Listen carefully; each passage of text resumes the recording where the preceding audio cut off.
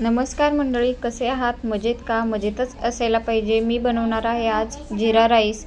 जिरा rice बनवण्यासाठी इथे मी स्वच्छ निवडून असा 1 वाटी तांदूळ घेतला आहे। तांदूळ आपण 2 पाण्याने स्वच्छ धुवून घ्यायचा आहे।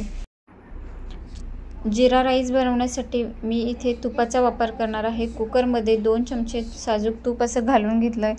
तूप गरम झाल्यानंतर टाकणार आहे त्यामध्ये जिरं घालताना थोडं एक्स्ट्रा घालायचं आहे, कारण आपण बनवत आहोत जिरा राईस। तुम्ही यामध्ये कढीपत्ता सुद्धा घालू शकता। कढीपत्ता हा ऑप्शनल आहे। यामध्ये घालायचं आहे पुरेसं पाणी। पाणी घालताना आपला भात चिकट होणार नाही याची काळजी घ्यायची आहे। चवीनुसार मीठ घालायचं आहे।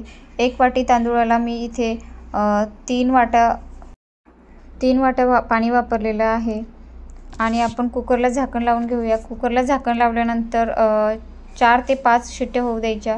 4 ते 5 शिट्ट्या झाल्यानंतर आपला जिरा राईस हा तयार होतो। तर 4 ते 5 शिट्ट्या झालेल्या आहे। आपण आता झाकण उघडून बघूया। तर तूप घातल्यामुळे त्याचा वास असा खूपच छान येत आहे। चला तर मंडळी, आपला जिरा राईस हा तयार झालेला आहे। तुम्हाला माझी रेसिपी कशी वाटली ते मला नक्की कळवा। चॅनलला लाईक करा, शेअर करा, सबस्क्राईब करा। पुन्हा भेटूया नवीन व्हिडिओसोबत।